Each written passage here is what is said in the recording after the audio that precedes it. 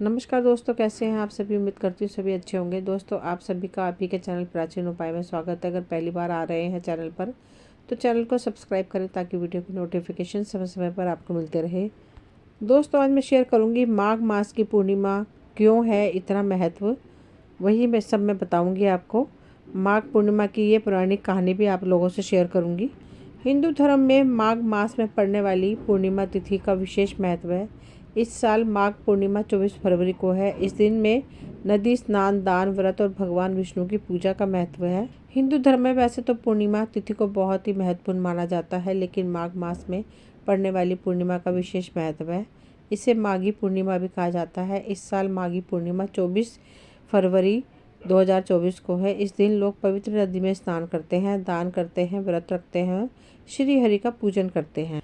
कई लोग माघ पूर्णिमा के दिन सत्यनारायण भगवान की पूजा भी करते हैं। साथ ही माघ पूर्णिमा पर माँ लक्ष्मी, चंद्रदेव की भी पूजा करना शुभ माना जाता है। तो आइए मैं बताती हूँ पूर्णिमा से जुड़ी कथा के बारे में, जिसके महत्व का पता चलता है। माघ पूर्णिमा से जुड़ी पौराणिक कथा के अनुसार कांतिका नगर में एक गरीब ब्राह्मण दंपति रहते थे, जो भिक्षा मांगकर अपना जीवन यापन करते थे। ब्राह्मण का नाम धनेश्वर था और उसकी कोई संतान नहीं थी। एक दिन भिक्षा मांगने के दौरान लोग ब्राह्मण की पत्नी को बांझ कहकर ताने मारने लगे। भिक्षा भी नहीं दी। इस तरह से ब्राह्मण दंपति बहुत ही दुखी हो गए। इसके बाद किसी ने उन्हें 16 दिनों तक माँ काली की पूजा करने को कहा। दंपति ने 16 दिनों तक माँ काली का पूजन किया। पूजन से प्रसन्न होकर माँ काली ने दंपति को दर्शन दिए और साथ ही ब्राह्मणी की पत्नी को गर्भवती होने का ही वरदान दिया। माँ काली ने ब्राह्मण को हर पूर्णिमा पर दीप जलाने को कहा और अगले पूर्णिमा में दीपक की संख्या को बढ़ाने को कहा। इस तरह से दंपति हर पूर्णिमा के दिन व्रत रखने लगे और दीप जलाने लगे। कुछ ही समय बाद ब्राह्मण की पत्नी गर्भवती हुई और 10वें महीने में एक सुंदर पुत्र को जन्म दिया। ब्राह्मण ने पुत्र का देवदास नाम रखा, लेकिन देवदास अल्पायु हुआ तो उसे पढ़ने के लिए मामा के पास काशी भेज दिया गया।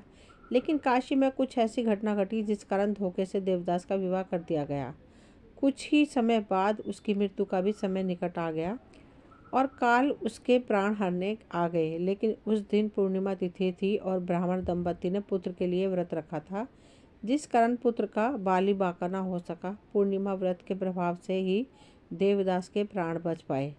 माघ पूर्णिमा के दिन सुबह सूर्योदय होने से पूर्व किसी भी पवित्र नदी, कुंड या फिर घर पर ही गंगा मैया का ध्यान करके नहाने के पानी में गंगा जल मिलाकर स्नान करने पर भगवान विष्णु की विधिवत रूप से पूजा करनी चाहिए। पूर्णिमा के दिन पवित्र नदियों में स्नान करने से व्यक्ति के सभी पाप नष्ट हो जाते हैं और साथ ही मन व आत्मा सभी पापों से शुद्ध हो जाती है।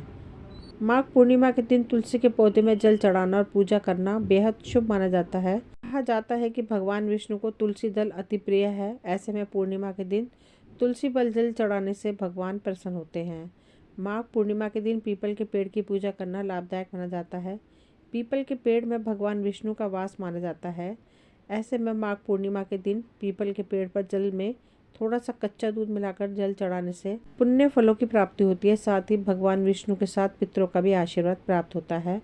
अगर आप अपने परिवार में धन संपदा में वृद्धि करना चाहते हैं तो माघ पूर्णिमा के दिन प्रातः स्नान आदि कर भगवान विष्णु की विधि पूर्वक पूजा करें और साथ ही शाम को चंद्रदेव को अर्घ्य दें। ऐसा करने से परिवार में वैभव और धन में बढ़ोतरी होती है।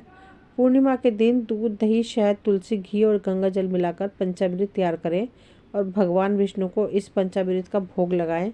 इस उपाय को करने से आपके जीवन में सकारात्मक सोच वाले ज़्यादा शामिल होंगे। माघ पूर्णिमा के दिन पितरों का तर्पण करना बहुत ही लाभदायक माना जाता है। ऐसा करने से पितरों की आत्मा को शांति मिलती है और साथ ही व्यक्ति की आयु व आरोग्य में वृद्धि होती है। दोस्तों, ये वीडियो यहीं तक थी। मुझे उम्मीद है आपको पसंद आएगी। अगर पसंद आई हो तो प्लीज़ लाइक शेयर सब्सक्राइब करें ताकि वीडियो की नोटिफिकेशन समय समय पर मिलती रहे। मिलते हैं अगली वीडियो में, तब तक के लिए थैंक यू।